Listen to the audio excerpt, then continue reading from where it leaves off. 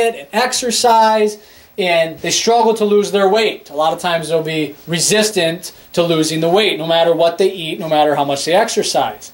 And many times the key is the toxins that's in their body. Until you get rid of those toxins, your body's not going to let that fat globule go. Again, that's what your body uses to protect itself from the toxin. It walls it off. So, guess what happens with most people when they go through a detox? They get rid of the toxins, and guess what goes with it? The fat. Okay? The average person loses about 10 pounds on that. Now, that's an average. That depends a lot on how much fat you have to lose. Okay? Don't hear what I say and say, oh, I'm definitely going to lose 10 pounds on that, or, oh, I don't have 10 pounds to lose, I wouldn't want to detox, right? We're all different. We all hold our toxins differently. But on the average, people do lose some weight that's not necessary, that's binding to toxins. So, another important component for weight loss. Let's move on. So, again, this core plan, we talked about 3 rules. Talked about eliminating the damaged fats, removing the toxins, starting at the top of the food chain. Number 3 is the sugar. We want to eliminate sugar. I've talked about this before in past lectures, but just to reiterate, sugar is arguably the worst thing that we eat. We eat a ton of it, and it's horrible for us. It causes an acidic environment in the body, which we'll talk about in a second why that's bad. It's an anti-nutrient. It actually will rob your body of nutrients. Not only is it bad enough in itself, it will rob your body of nutrients. It'll fill up receptors, like vitamin C has certain receptors on specific immune cells.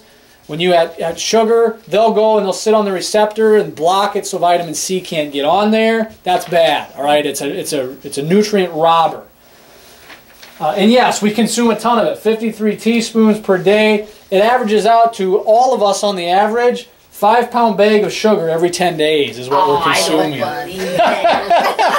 Yeah, tough to believe, right? Wow. Tough to believe. And maybe the reason it's tough to believe is because you don't realize all the sources of sugar. Yeah. Because a lot of people think, well, I don't drink soda and I don't eat candy, so I probably don't have a whole lot of sugar that I'm consuming, right? Wrong. Sugar is in a lot of hidden sources. Just like I said, go home and look at your trans fats, and I'll bet you majority of your products in your refrigerator, your shelves, you can find hydrogenated oils. I'll bet you can find a form of sugar in there as well, in things that you never would have expected. Again, salad dressings, breads, cereals, all kinds of processed foods. If it's in a package, I'll bet you there's a form of sugar in it. High fructose corn syrup has been, that's kind of almost like, instead of butter, we started using margarine, and we said, you know, oh, well, it doesn't have butter, so it's healthier. Well, so we said, oh, sugar's bad. Well, let's just call it high fructose corn syrup and put that in everything. So now you'll find more high fructose corn syrup than you will actual sugar. But you know what high fructose corn syrup is? It's sugar. Mm-hmm. Corn, how many of us think it's a vegetable? I used to. I used to eat it because I thought it was a vegetable. Corn is a grain. It's listed as a grain. All grains break down into sugars. So, since corn is such a large commodity in this country, we produce a ton of it, our farmers do, it's vastly available. So guess what? We found a good way to use it. We sweeten our food with it. High fructose corn syrup. It's in almost everything. And it's increased a ton over the last several years. Number one source of our sugar is soda. So if you're a soda drinker, right there, try to eliminate that, and that's a huge source of your sugar. High fructose corn syrup, again, is going to be the number one ingredient in there. When you look in most of these, it's not going to say sugar, it's going to say high fructose corn syrup. So again, you need to know what to look for. High fructose corn syrup. I want to teach you why pop is so bad, why sugar is so bad, and I touched on it briefly. I said, what it does is it acidifies your body. Sugar is very acidic, and it makes your body acidic in its environment. Here's what I'm talking about. Proper pH. 7 is neutral. When you get below that, when you go towards 1, it's acidic. When you go above it up to 14, it's alkaline. Your body wants to sit at about 7.3, okay? Anything below 7.3, your body's considering acidic. Anything above that, it's considering alkaline. And your body will do its very best to try to sit right at 7.3. That's why it's highlighted in red. I want you to understand that all disease, including cancer, lives in an acidic environment. Cancer lives in an environment over here, okay? Cancer doesn't grow in a healthy body. Cancer grows in a sick body. Where do you think pop and sugar fall? Right there. A can of soda has a pH of 2.5. Right here. So when you drink that, it acidifies the body. It pushes your body towards that direction. Again, it doesn't make your body a 2.5. You would die. But it pushes you in that direction. The more pop you drink, the more it's going to push in that direction. The more likely you are to get diseased, cancers, things like that. Because that's where it lives, over in that area of the pH scale. Look at this. It takes 30 cups of water to neutralize one soda. 30 cups to neutralize it. Ridiculous, right? And again, hidden sources. All these different things you maybe didn't realize that sugar was in, but you look at the list, it's in a lot of things that you maybe wouldn't have realized. Okay? Instead of reading the list, just trust me, it's in a ton. So where does it come from? I want to teach you just a few things to look for, because again, your food manufacturers aren't going to list in the label most of the time sugar, because they're going to know they know you're not going to want to buy it then. So what you need to look for, anything that ends in OSE, okay, glucose, sucrose, fructose, anything that ends in OSE, it's a sugar. So that's going to be one thing you look for in your ingredients as we become better label readers. Obviously, the original sources, your sugar cane, maple syrup, molasses, things like that, that's going to have sugar.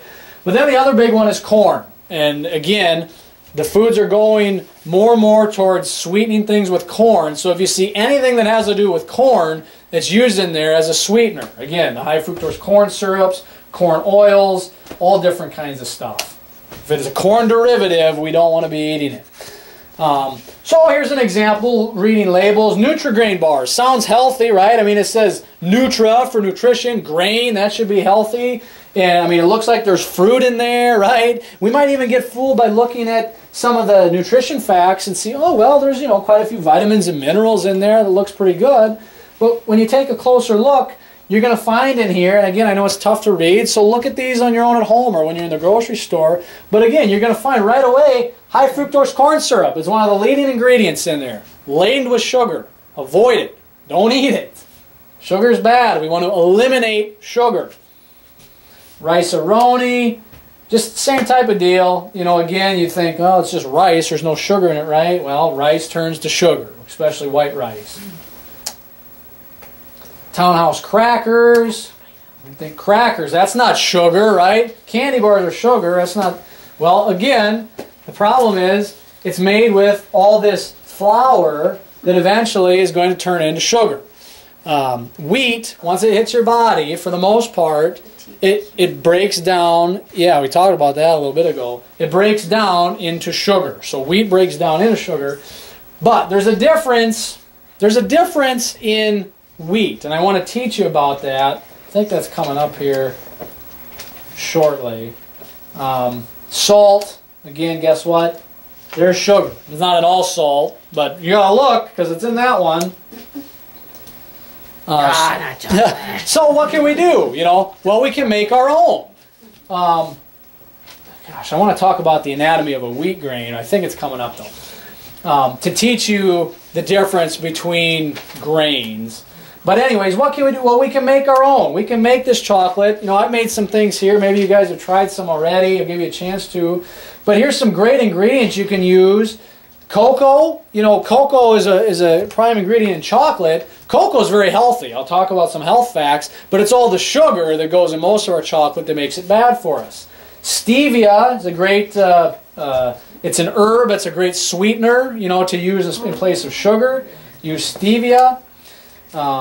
So here's a slide on cocoa. It talks about the ORAC score of cocoa. It's 80,000. You might think, well, what does that mean? It's fifth highest food. Your ORAC score is a score that's given to foods on their antioxidant properties. We want lots of antioxidants because it fights free radicals, helps our immune system, helps us avoid cancer, things like that. Cocoa is 5th highest out of all the foods on antioxidant properties, all right? So it's got a lot of good stuff in it. Sugar and cancer. This doctor here who studied cancer won the Nobel Prize. And basically, you can read his quote if you want, but it gets a little bit difficult to understand. And basically what he's saying is that even though cancer has a lot of different contributing factors, the primary cause is sugar. The fermentation of sugar takes place of the normal respiration of your cell. Your cell has to breathe. The fermentation of sugar takes the place of it. He's saying that he believes is the primary cause of cancer. So again, we talk about 95% of all cancer is avoidable. You've got to eliminate sugar. Here it is. Lobster can't have cancer. Yeah, right. He's taking everything away from us. So the anatomy of a wheat grain. This is what I wanted to have come up here and show you. Not all wheat is created equal, okay? I want you to understand that wheat in itself isn't all that bad. It actually has some real good health properties in it. There's lots of B vitamins in wheat. There's lots of fiber in wheat. But understand, this is what a normal wheat grain looks like. You have the bran, the fiber on the outside, the endosperm, the germ through there. What happens, though, is that through our processing that this wheat germ goes through that makes up our white flour, our white bread, our white pastas, all the white stuff, that processing, it strips that outer layer, okay? They strip it, they process it, that's why they make it, that's why it looks white. Otherwise, it looks more brown if it keeps the fiber portion. The problem is when you strip it of its nutrients. You strip it of its fiber, which is really important in the way that your body absorbs it and breaks it down. The fiber would slow it down. Without the fiber, it goes right in. It spikes your blood sugar, spikes your insulin. You got all kinds of problems, all right?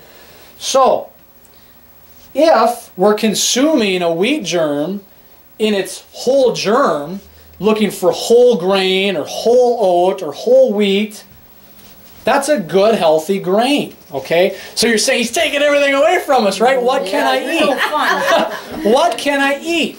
Here's the thing about the proper way to eat healthy. It's not about not being able to eat things. It's about knowing what to replace it with. What I mean by that is, instead of eating white bread, I'm not telling you to eliminate your bread. Now again, some of you might fall in a category for a little while. You might need to eliminate your bread. I haven't talked about that. But on this core plan, just a general basic plan for eating healthy, you can still have bread, but don't eat the white bread. Eat a bread where you look in the ingredients and it says whole grain or whole oat. Something whole, okay? Whole wheat, perfect. Yep, you got it. Now, you got to be careful. There are some tricks, and I'm going to show you. But here's what most of them do, where you're going to get tricked in your label, okay? What they do, they strip off the outer grain, so they rob it of its fiber, they rob it of its nutrients, and they give you a grain that's basically going to do nothing but spike your blood sugar. And then they say, well, let's enrich it. Let's put some B vitamins back. So you'll go to your bread and you'll look and you'll say, oh, enriched wheat flour. Oh, sounds good. It's enriched. What's it enriched with? They'll tell you B1, B2, all the B vitamins. Because they tried to put some vitamins back in from the grain that they stripped all the nutrients out of. But I'm here to tell you that when they do that, it doesn't work like it did when it was in its whole natural grain. It never works as well when we try to synthetically put synthetic vitamins back into a product. It never works as well in our body. So, if you see enriched flour, avoid it, because you know that it's been stripped of this, and that's why they had to enrich it and try to put something back, okay? Avoid that. Here's an example. Keebler crackers, ingredients, enriched flour. And then it says wheat flour. So again, you could get tricked because you're like, well, it says wheat, right? It doesn't say white, it says wheat. But again, it's the enriched flour, that's your trigger. You know, write it down. Enriched flour, avoid it. If it says enriched, don't buy that. Top 10 reasons to avoid sugar. Anybody watch David Letterman, the top 10? We stay up late enough at night for that. Here's your top 10 reasons to avoid sugar. I'm going to rattle them off. If you weren't convinced already to avoid sugar. Sugar is the primary dietary cause of obesity. It makes us fat. break the window like David does, right? I don't have those sound effects here. Some of you have no clue what I'm talking about.